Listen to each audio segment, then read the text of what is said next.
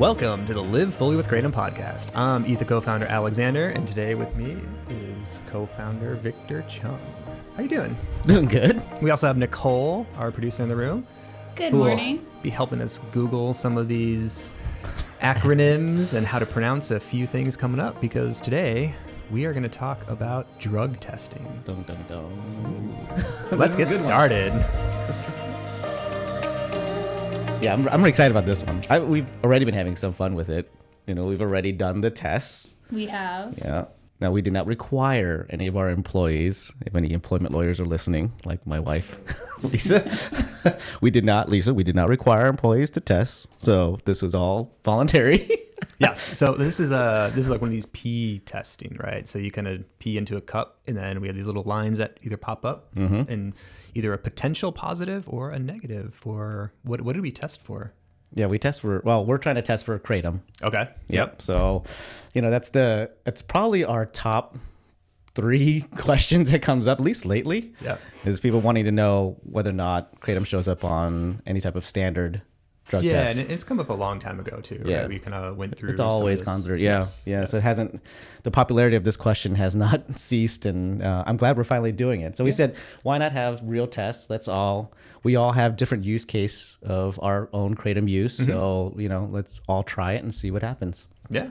And then I think it's also been kind of made popular from Seinfeld days with like a poppy seed bagel or poppy seeds testing positive for opioids. Yeah. And that's a huge issue, right? That's only grown. So I think part of that kind of, you know, daily kind of common culture of these tests kind of made it into some of the sitcoms that probably made it also popular. Yeah. It's just fun. Like, you know, what do you have in your system? Dun, dun, dun. So I love that. So Nicole, why don't you tell us a little bit about the test that you put us through? Yeah, so it is a 14-panel urine drug test. So basically, it's like a test that any employer would use for drug testing. Yeah, but now typically though, employers you would use a much less comprehensive test. Yeah, like a 5 or 7 panel test. Yeah, and mainly due to cost, and I mean cost is probably the number one driver for that decision.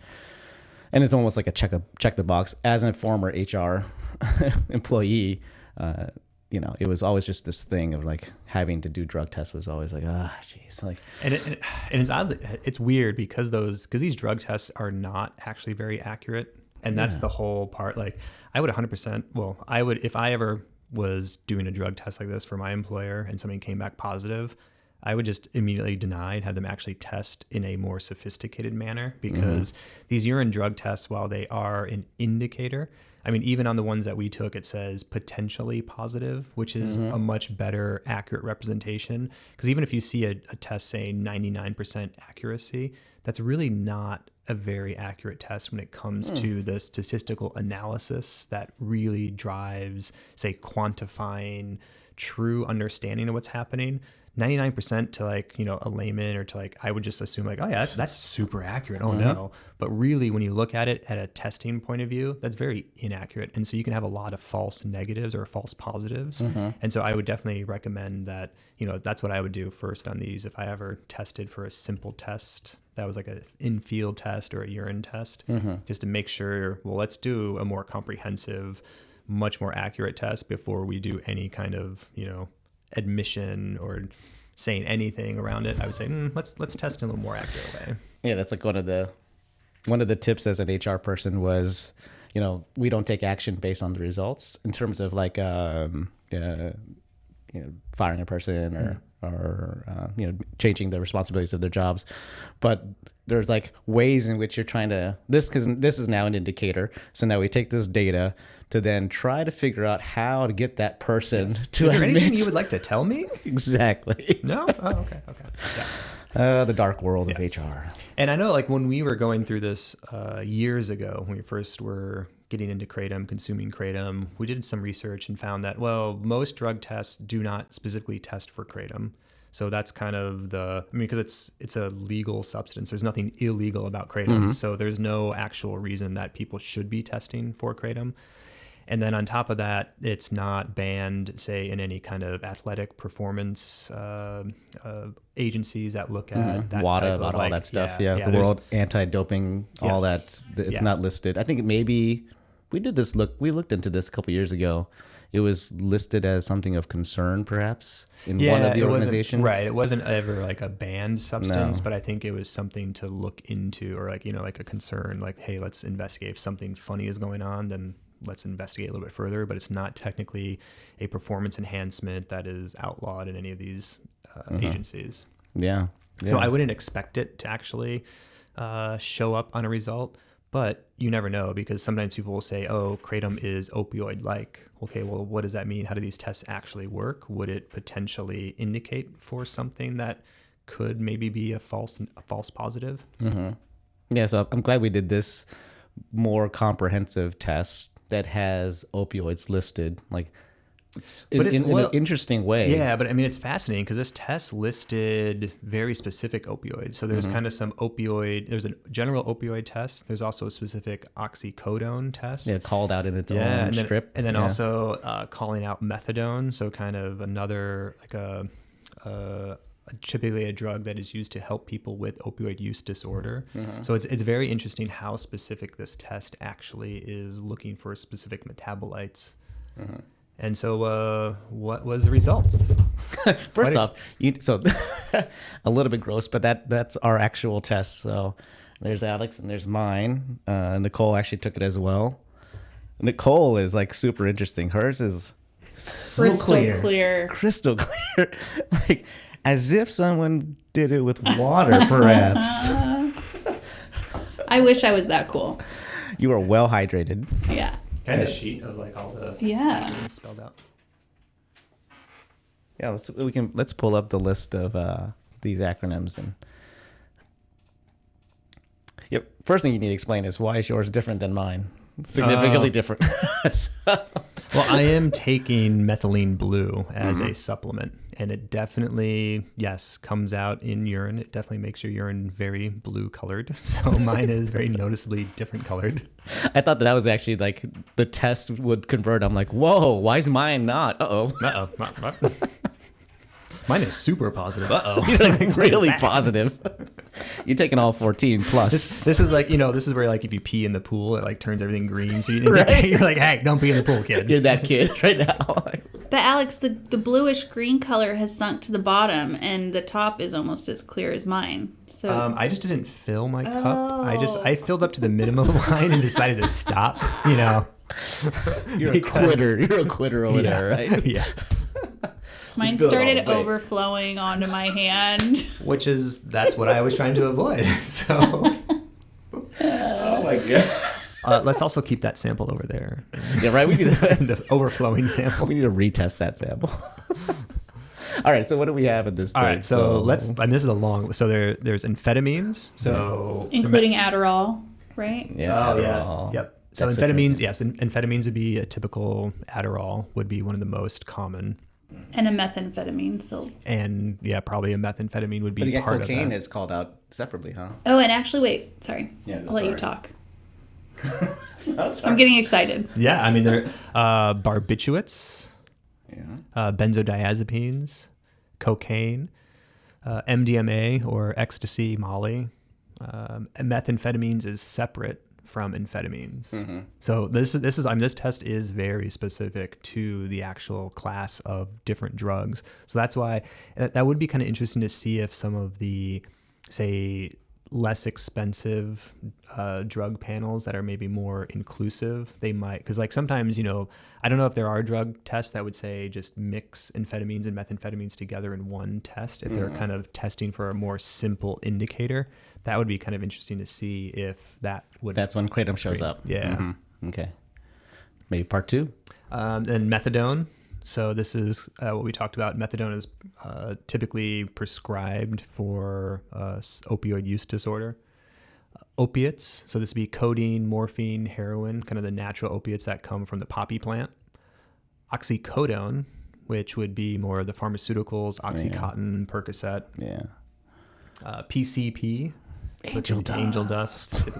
The good stuff. Yes. Which I'm interested that ketamine was not put on this list, because ketamine now is such a common drug that people are using for kind of self-medication, as well as kind of getting over anxiety, depression.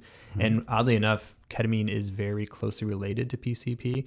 So wow, with drastically different results. Yeah, well, right? I don't know. I mean, but it's hard to know, right? Because the whole like war on drugs, DARE program just kind of used so much fear tactics to scare us about what these drugs do. Okay, what is PCP actually like versus what we were taught about DARE, right? And like that's the whole thing of like, oh, this is your brain on drugs, just smash the egg. It's like, well, that's not true. I mean, caffeine's a drug, sugar's a drug. We have all these things. So let's kind of be a little more responsible with what information we're teaching, because it doesn't help just to scare us about everything. And if I know that some of these drugs are not what you say they are, then how am I going to really know which ones are truly dangerous? Because there really are super dangerous drugs. I mean, like methamphetamine, I would say, is a very dangerous drug from just the physical effects are of terrible. The addiction and the path that people take to it are very, very, absolutely, like I would not go down that path. But, you know, it's if you're telling people that is terrible and Schedule 1 horrible, and you're also telling people that cannabis is the same, well, let's be a little more honest with it. So yeah, I'm curious on what PCP really is. Yeah, what the effects are. My only experience with PCP is I used to train, as you know, I used to train mixed martial arts, and I had a class that I taught after I graduated college, and the people that would come in the most to train with us were police officers, and they were coming because they wanted techniques in which to stop folks that were on PCP. So they were, you know, shooting a person, you know, like punching, kicking, all that stuff never worked. And they said, we need to like figure out how to restrain. And so I focused, like I had actual classes just teaching how to choke out people that are larger than you, that are just stronger than you. So how do you overcome it? You just cut off the air supply. I mean, I guess that's the urban legend, or maybe the truth, that I don't know. The government developed PCP to create super soldiers, which would kind of correlate to why then people would be in this state of, you can unstoppable do anything to them for like that short period of time before. So thankfully I never had to personally deal with anyone that was on PCP or taking myself, you know, but that was common use case. I'm like, another police officer who wants to learn how to choke somebody. Okay, come on in, pay the $20. I'll teach you. All right, what else is on this? Try this. I think we left off on angel dust, PCP. THC, course, cannabis or marijuana. We have some tricyclic antidepressants.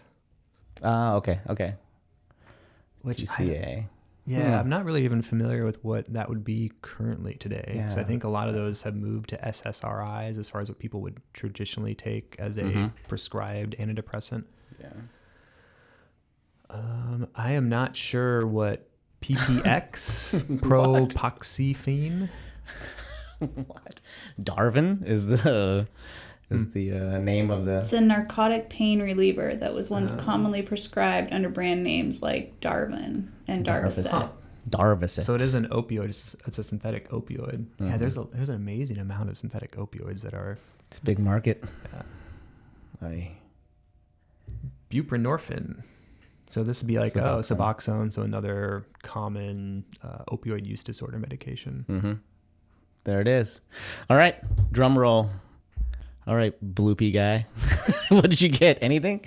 You must have popped for something. Nothing exciting. I do have some THC in my system, apparently from like 3 weeks ago, like pretty long time. Wait, should we say that like the last time you took Kratom and how often you took it, and then did it show on your test? There you go. That's good, actually. When was the last time you used Kratom? How much? I took a regular ETHA mint this morning, so 40 milligrams of Mitragynine. Took it this morning, did a workout, and this is 10 a.m. So we did it at like 9:30, and I probably took it around 6 a.m. So you're doing the mints for a workout, huh?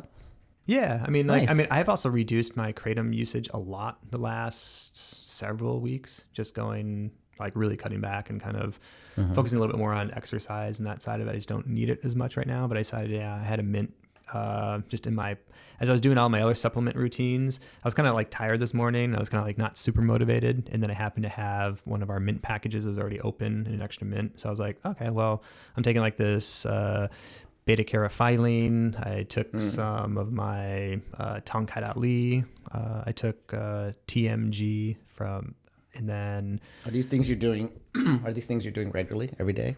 Yes. Okay. Yeah, mostly. And then I also did like a vitamin D3 because I did some blood tests showing that was low, and then did some magnesium, just kind of my normal routine. So yeah, I did that this morning, and then decided to do a mint and just had a great workout because I was kind of sluggish, but it's one of those things. And I've been kind of sluggish on the workout in the mornings for the last week or so. But yeah, definitely pre-workout Kratom got you back. is absolutely amazing. So as you guys know, I just got back from like a week and a half or something travel. That's why I'm wearing this. This is the only thing I got for myself. Who's your daddy? Lisa bought it for me. So I never buy things on travel. So, and she's like, you need to have something. And then they went out one night and they came back with this shirt. So I'm like, all right, I'm wearing it. So if that's a crawfish, a crawdad, depending on where you're from. We flew into Louisiana and rented a car and did a road trip all the way to Florida and just traveled the Gulf, stopping at any town we could. I bring it up because during the whole trip I used mints. That was like my primary, and not because by choice. That was what was in my bag. I'm like, all I have are just mints and kava. So I was like, okay. So I did a kava a couple times when we went out at night, but I survived on the mints, and I was getting like no sleep. We're all just crammed into a bedroom, like into a hotel room, and the kids and everything. I had to share a bed with the boys. And so I was like not sleeping at all, and then driving a lot, and like, I'm just exhausted, and you're just trying to go and do things. And thank God, because like everyone's sleeping in the car too. Oh yeah. Which is just makes you want to sleep too. Yeah. And driving's not really active enough to like be exciting to keep you awake. It's not like you're going out and walking and exercising and doing something athletic, right? It's like you're sitting in a car. You're like, oh, that's good. When you're tired, just okay. Yeah. So the mint, man, what a difference it makes. Yeah. It is. I don't use the mints often, so that was the first time for a prolonged period that I used the mints. And since coming back, I haven't. I've just gone back to, I don't know, Founder's Blend, I guess we'll call it. I have a tub of extra Kratom, a mix of whatever it is. Yeah. So Founder's Blend, like this is from way back in the day. Is that anything that's off size slightly? So if our tablets come out as we're kind of dialing the machine in, sometimes we have to make adjustments to it. They'll come out of spec a little bit, and so they're still tablets. They're great. They're just slightly out of spec. Or sometimes we'll drop stuff on the floor and it's kind of just there. So like we obviously can't sell that. But for us, it's our Founder's Blend. So we just take it up, scoop it up in a random bag, and we just use it because it's still great Kratom. It's still nice ETHA tablets. So we use our out of spec products a lot. So I've been using Slim Fit. As anyone that's listening to this podcast knows, I'm a Slim Fit fan, and Sunrise obviously, but yeah, that's probably, I use that more than anything. The only thing I don't like is that because they're all different sizes, they're hard to measure. I'm like, how much is in my hand right now? Like this one's a little bigger, this one's smaller. I'm like, yeah. What am I taking? I don't know. It's probably gonna be similar to like our full spectrum Kratom, because it's gonna have a little bit of white, red, green, all the kind of Kratoms mixed in there at kind of a random average. So it's probably a good full spectrum mix. It's kind of similar to what it is. So I wish I could tell you how much I took this morning. I don't know, probably 3 grams, let's say 2 to 3 grams around there.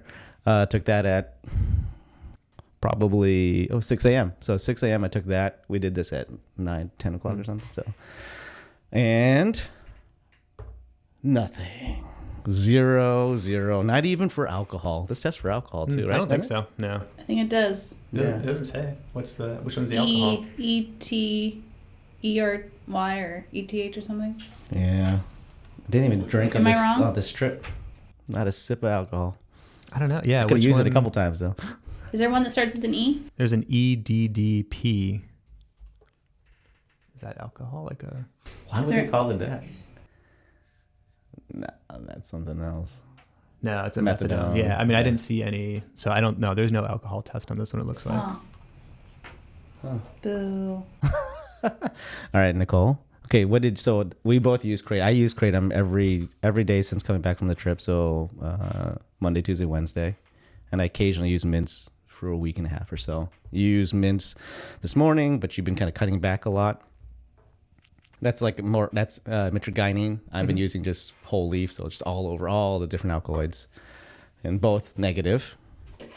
And then Nicole, what's your use case? I used whole leaf Kratom tablets, I think last week, maybe a week and a half ago. And my test came back negative. Everything negative. Yeah, everything negative. Clear as water. Urine came out negative. Surprise. Your cheater urine over there. Next time, add a little bit of yellow, make it more real. I'm just well hydrated. Okay, well there it is. So yeah, we all came out negative. Kratom did not show up even for this very extensive test. But maybe when we do it again, we do a more simplified version that has, less accuracy, everything kind of lumped together. Yeah, we can try one of those, kind of the simpler ones. Yeah, but for the most part, like Alex said, you should be fine.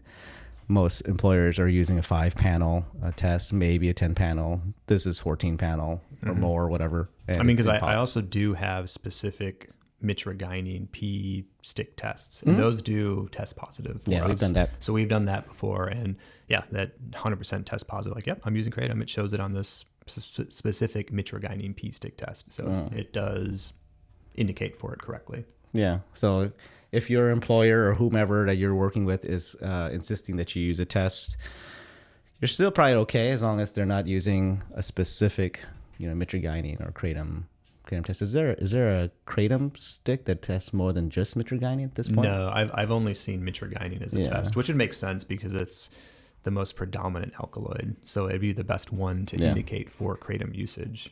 Mm-hmm. All right, there it is. Thanks, Nicole, for setting this up for us. That was fun. You're welcome. Did we find out if I bring up Sasha just because she was on the podcast too, so people would know her. She took the test. She took it, and hers all came back negative as well. Negative. And if you want to know her exact use case, she talks about it in that episode. A lot of sunrise, if I remember correctly, daily. I think maybe even twice a day. There it is. All right. Okay. So that was that. Any other news? We kind of skipped the order a bit. We went right into it. We were excited about the topic.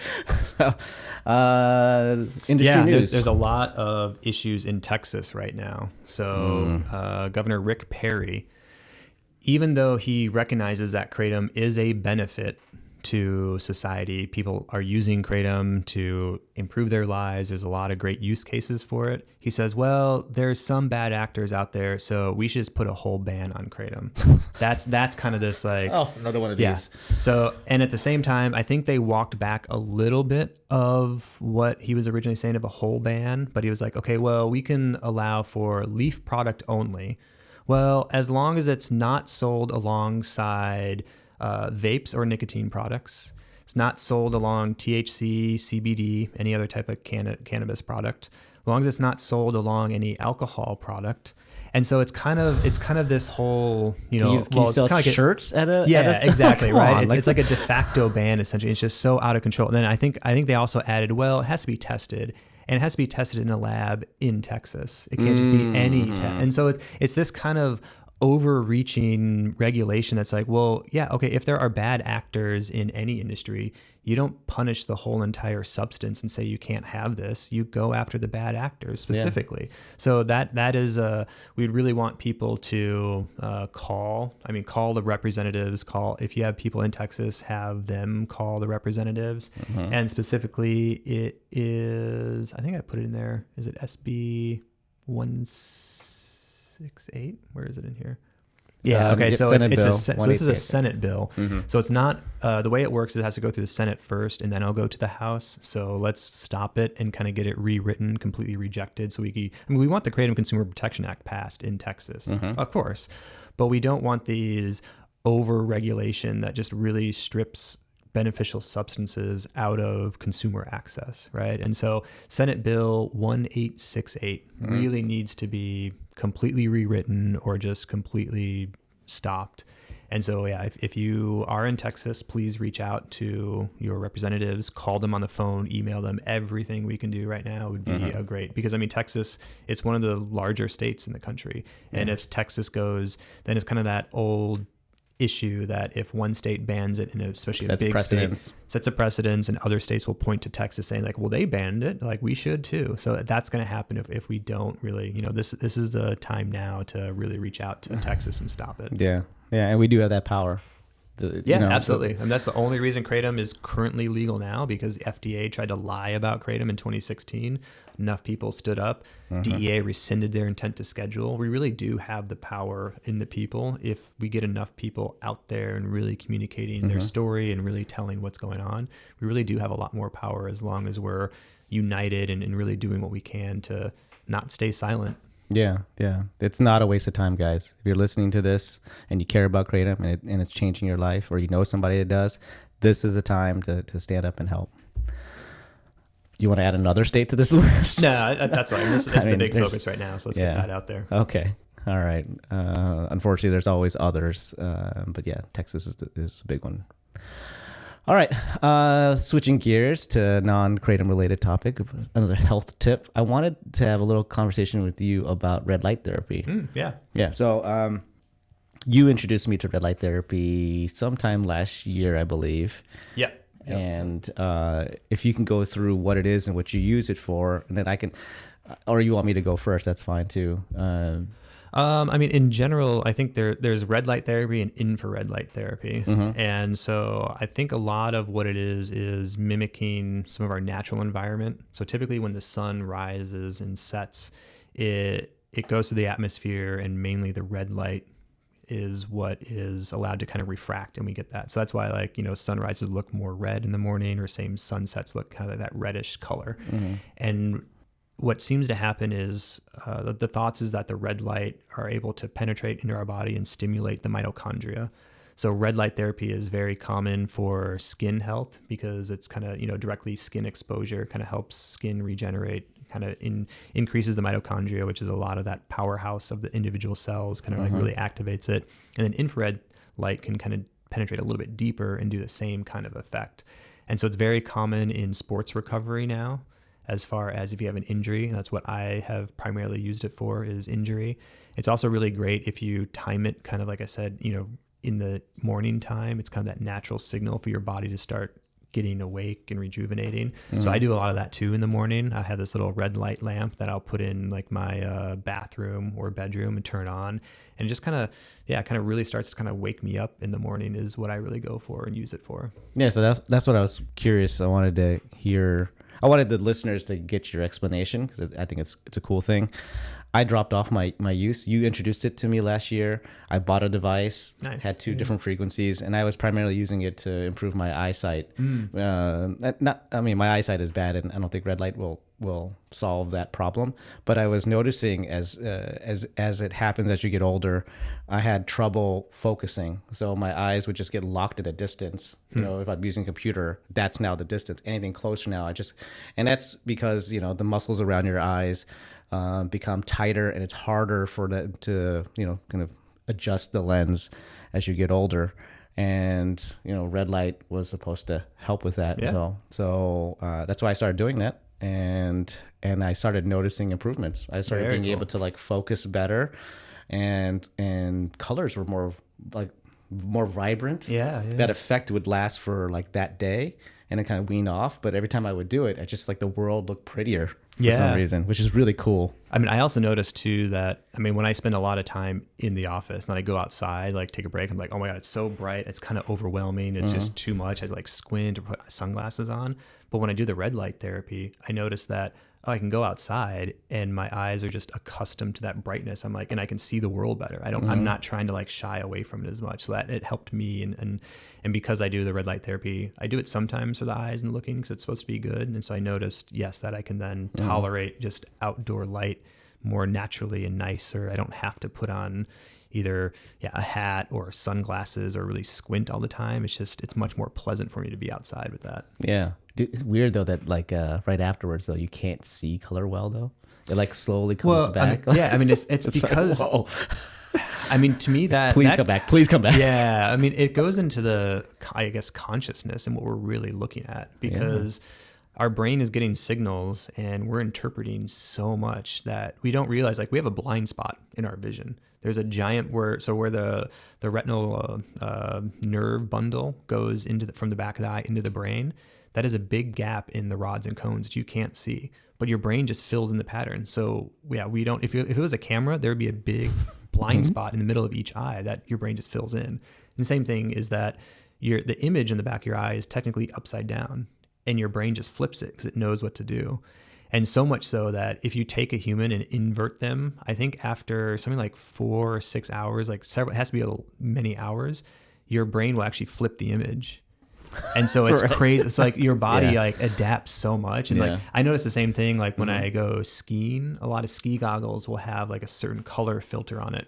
And when you put the goggles on, everything kind of looks orange. But then after like half an hour or like an hour, it just kind of looks normal. So much so then when you take your glasses off, everything looks green. You're like, whoa, what is that? And so like, it's very similar with when you're staring at this red light for a while. It looks red, but then to me it kind of turns almost like orange or yellow, and it kind of like fades away. And then so when I turn the light off, there's kind of an opposite effect for a little while that you can't see. You're not sensitive to it anymore. Everything gets shut down. Your brain's like, I got enough red. Yeah. I'm good. Yeah, it was really cool. Anyway, so I replaced it. I think I gave you the device I bought. Or who did? No. I'll give it to you. I gave it to you. Yes, so have you used it? I have it hanging like in front of my shower. Oh, okay. And I'll like turn it on whenever I'm in the shower, just get the full body effect. Yeah, because I mean, you want as much skin contact as possible. So you want to have it in. It can't really penetrate clothes, so it's got to be on the skin, in the eyes, or like full open body. I had it like hanging into the guest bedroom. And then you just hang out. Just hanging out there. Sometimes I'm on my phone or whatever, listening to a podcast. Really, I'm just standing there. Yeah. I knew I wouldn't do that. I wouldn't just take off my clothes and go stand in front of a light for, whatever it is, 5-10 minutes or something. Yeah. Right? But anyway, I remember once like Levi, I think, came in. He was just like, oh. I'm like, it's okay. Okay, I don't know how to explain this to you. You're too young. You're like 3 right now. So this is normal-ish. But daddy's okay. Just daddy's okay. He's like, do I need to join you? No, he didn't say that. Anyway, my question is, so anyway, I replaced it with, in the morning I wake up, I do cold plunge. And then thankfully, Escondido is pretty clear most days. We don't get the coastal fog and all that from San Diego. So I look into the sunset or sunrise and I meditate and I breathe, and I've just been doing that instead of doing the red light from a device. Yes. It's the same thing essentially. And I feel great. But I want to know, are you regularly using it? Like, what's your use case right now? You do so much. It's not been very regular. I mean, I've been using it more as like I started going for a run and that kind of bothered one of my knees, so I was using it more for like injury recovery. And then, would you put it like a lamp on the spot? Yeah, on the actual spot of like inflammation or part that was hurting. So just kind of recover some of that tissue, that side. Because I know it's very common in sports recovery. So that's kind of what I'm using it for. And then I probably use it like maybe once or a couple times a week. So it's not super consistent yet, but it's around. So I kind of get there. Yeah, it's better. The more I use it, the better it is. It's just there's a lot to try to keep up with as far as physical health and keeping that. Because I mean, you would think that, well, naturally, if we were living more with the earth, to your point, it's like, well, yeah, if we were out and we just be up with the sunrise, we'd kind of see it naturally every day. Right. We don't have to try so hard. We just kind of do what we're like living. Schedule the time now is ridiculous. So, I was talking to Lisa this morning, and she, we went on this trip and we just ate horribly, did exercise. I by like the end of the trip, I couldn't even stand. No joke. I was like one of those guys bent over. And every time I would just stand up straight, everything hurt. I was in so much pain. I felt miserable. So it's just poor diet, no exercise, no stretching, no sleep. Well, the other thing I would recommend, like if you can, what I'd recommend is that, so I did a mitochondria blood test, and one of the main recommendations for at least me specifically, which is probably others as well, given our current environment, is that intermittent fasting is a really good, healthy habit for your mitochondria to be able to produce and function better. And so that's what I've noticed too, is that if I go home and eat like 3 meals a day, it just gets worse and worse. And it's weird because you get into that pattern and then I kind of feel worse, but then not even hungry and you're eating. But I've noticed if I can then fast for 24 hours or even like 48 hours, I feel so much better. And so it's definitely that's kind of my technique more recently Get back into it. Is to just fast for a little bit of time. Or if I'm starting to go down that path, it's like, okay, I'm just not, okay, I ate this morning, I have plenty of fuel, I have plenty of excess calories reserved, so I'm gonna go ahead and just kind of fast, let my body recover, and I feel so much better. Yeah, that's what I did when I got back. I was like, I just had like a little bit of steak and that was it. I'm like, I'm good for the day, guys. Like all of you should just be like, you're not feeling great, right? Do this, do an intermittent fasting. Yeah. So yeah, we, today I think is like, yesterday I was kind of almost back to normal, but today I'm like, I feel fine again, but it took a couple days just to get back to not feeling like a slob, horrible human. Okay. All right. Anything else? Cool. That's it. I didn't know that you're using the device. That's awesome. Yeah. Well, I read that it's really good for like collagen production and like beauty stuff. So that's why. Yeah, and hopefully it'll help my hip too. But yeah. I know you suffer from that horrible hip pain. Yeah. We share that. Okay. All right. And we'll link some information in the description on some of the red light stuff, and then a link to the Texas information, so make it easy for you guys to reach out. You can Google it. It's fairly easy to find your representative and your senators to reach out. All right, guys, and we always have a discount associated with the podcast and the episode, so it's also be in the description as well too, so check that out. All right, guys, today's topic was definitely brought to us by you guys. It was one of the top requests, so hopefully we did it justice and covered it thoroughly for you guys. If you have any other suggestions you want us to cover, don't hesitate to reach out to us. You can leave comments on any of the podcast channels you listen to, or YouTube, or just write to us, podcast@ethanaturals.com. All right, and of course shop at what's our website? ETHAnaturals.com or ETHAkratom.com. All right, guys, until next time, I'm Victor. I'm Alexander. And I'm Nicole. As always, live fully.